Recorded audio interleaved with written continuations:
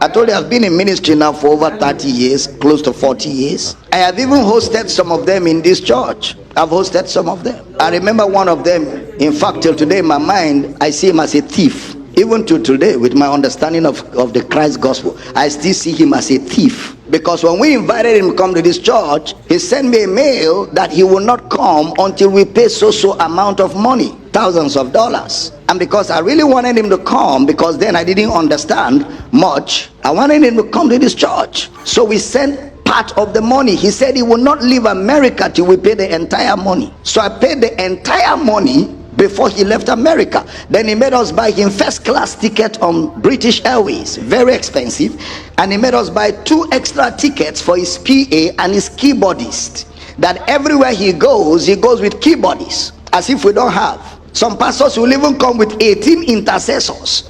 They are coming to preach for you. They will come with 18 intercessors. You have to house them, you have to clothe them, you have to feed them. Don't we know how to pray? As if the church don't know how to pray. It's his intercessors that will come and pray. All these are abuses of ministerial privileges. So after we paid all the monies, this guy now calls me and says he's leaving America tomorrow, and he'll be in Uyo next tomorrow, because you leave America, you arrive the next day. So we bought him local tickets for him and his PAs and his keyboards. He calls me in the night. He says right now he is in London, and something has just happened back home in America, crisis in his ministry. He doesn't know if he can still come, but he's trying to see how he can quell down the trouble at home and then see what to do. So at that time, I called the person who connected me with him, and I said, what is all this rubbish? This guy is talking, our conference is on, he's telling me he's in London, and I didn't plan for anybody to preach in his place. And we've paid him all the money. We've bought tickets. So he said, okay, don't worry, let me call him quickly. And after a while, he called me, he said, I don't think that guy has left America. He's lying to you. From the way I spoke with him,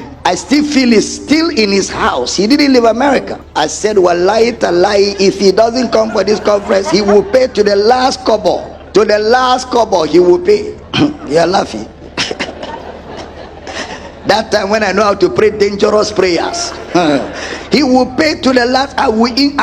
He go wound though. He go wound. But you know that kind of wound when they heal. He go wound. You know, he never came. He never came, and he has not paid that money till today. He has not. I decided to go after him using all my connections in America. When they descended on him, and now he knew that this thing is going to go out of hand. I was preaching for one of his friends in Nigeria. He told his friend to beg me. Anything I want, he will do. Even if I want him to come, he will come and pay for that visit and all that. When I went to his friend's church to preach, and the friend met me in the hotel and begged me, I looked at his friend and said, if that guy is your friend, even you, I'm afraid of you. I told him. He said, please. He said, if you want, we can refund the money. I said, I don't need the money. How much can he pay for all the damages he caused? I just told the friend, no worries. But you know, that's how you hinder the gospel.